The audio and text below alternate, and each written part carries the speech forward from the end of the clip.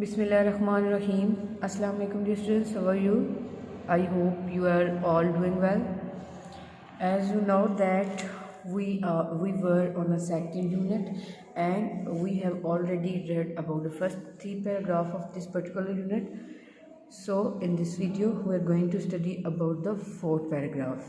As you can see the fourth paragraph on your screens. So today in this video we are going to study about the fourth paragraph. Okay students, तो सबसे पहले reading start करते हैं as usual. The spirit of the patriotism makes us stay alert in the wake of foreign invasion. In the history of Pakistan, there are many instances when people laid their lives for the defense of the country. In the wars of 1965, 1971 and the Kargil War, many brave soldiers gave their lives in an attempt to protect the homeland.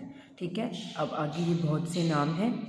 Captain Mohammad Sarwar, major Tufail Mohammad, major Aziz Bhatti, pilot officer Rashid Minhas, major Mohammad Akram, major Shabbir Sharif, सवार Mohammad Hussain, lance Naik Mohammad Mahfuz, captain colonel शेर Khan and हवलदार लालिक जान. ठीक है, ये सारे names हैं. All embraced martyrdom while fighting bravely for their motherland. All of them were awarded Nishan-e Haider, the highest military award given to great patriots who laid down their lives for the country. ठीक है जी बच्चों, अब हम reading कर लिया. Difficult words को underline कर लेते हैं. Spirit, stay alert, foreign, foreign. ठीक है, क्या वर्ड है? Foreign. Invasion, instances, let, defence, wars, attempt. ठीक है, नीचे आ जाए. Embraced, martyrdom, fighting, awarded, highest, military award. ठीक है जी, ये वर्ड्स हैं. अब हम इन वर्ड्स की उर्दू मीनिंग पढ़ लेते हैं. बच्चों जी, जैसा कि आप लोग अपने स्क्रीन पे देख सकते हैं, ठीक है, पैराग्राफ नंबर के 4 के मीनिंग्स आपके सामने आ चुके हैं. स्पिरिट का मतलब होता है जी जज्बा. अटैम्प्ट, कोशिश करना. स्टे अलर्ट, चौकन्ना रहना. ठीक है, होशियार रहना. एम्ब्रेस्ड कहते हैं गले लगाना. ठीक है. फॉरेन कहते हैं बैरूनी को. मर्टायरडम शहादत को कहते हैं. इन्वेजन, हमला. फाइटिंग, लड़ते हुए. फाइट होता है लड़ना और फाइटिंग लड़ते हुए. इंस्टेंसेस, मिसालें. अवॉर्डेड, नवाजा गया. लेट, कुर्बान करना. ठीक है, दे देना भी कहते हैं, लेकिन यहाँ पे लेट कुर्बान करना करेंगे. हाईएस्ट कहते हैं आला तरीन को. डिफेंस होता है दिफा करना. ठीक है, डिफेंस का मतलब है दिफा करना. मिलिट्री, फौजी. और वॉर्स, जंगें. अवार्ड, एजाज़. मिलिट्री अवार्ड हो जाएगा, फौजी एजाज़. ठीक है बच्चों, ट्रांसलेशन की तरफ जाने से पहले आपने इन्हें वर्ड्स मीनिंग को बहुत अच्छी तरीके से प्रिपेयर कर लेना है. ठीक है, अब वापस बुक की तरफ चलते हैं. चलें जी बच्चों, हम वापस बुक पे आ चुके हैं. पेज नंबर 13 है, पैराग्राफ नंबर 4 है. ट्रांसलेशन स्टार्ट करते हैं. द स्पिरिट ऑफ पेट्रियोटिज्म, हुब्बुल वतनी का जज्बा. मेक्स अस, हमें रखता है. स्टे अलर्ट, चौकन्ना. In the wake of foreign invasion, बैरूनी हमले की सूरत में. The spirit of patriotism makes us stay alert in the wake of foreign invasion. हुब्बुल वतनी का जज्बा हमें बैरूनी हमले की सूरत में चौकन्ना रखता है. ठीक है, क्योंकि दूसरे कंट्रीज जैसे इंडिया है तो वो बॉर्डर पे हमारे मुल्क पे जो है वो हमला कर देते हैं. तो अगर हमें हुब्बुल वतनी का जज्बा है तो हम हर वक्त चौकन्ना रहते हैं और हमले के लिए तैयार रहते हैं. ठीक है. इन the history of Pakistan, Pakistan की तारीख में देयर आर मैनी इंस्टेंसेस, ऐसी बहुत सी मिसालें हैं. When people laid their lives, जब लोगों ने अपनी जानें कुर्बान कर दी. For the defence of the country, मुल्क के दिफा के लिए. In the history of Pakistan there are many instances when people laid their lives for the defence of the country. Pakistan की तारीख में ऐसी बहुत सी मिसालें हैं जब लोगों ने अपने मुल्क के दिफा के लिए जानें कुर्बान कर दी. पाकिस्तान की तारीख में ऐसी बहुत सी मिसालें हैं जब लोगों ने अपने मुल्क के दिफा के लिए अपनी जानें कुर्बान कर दी. लेट देयर लाइव्स होता है अपनी जानें कुर्बान कर देना.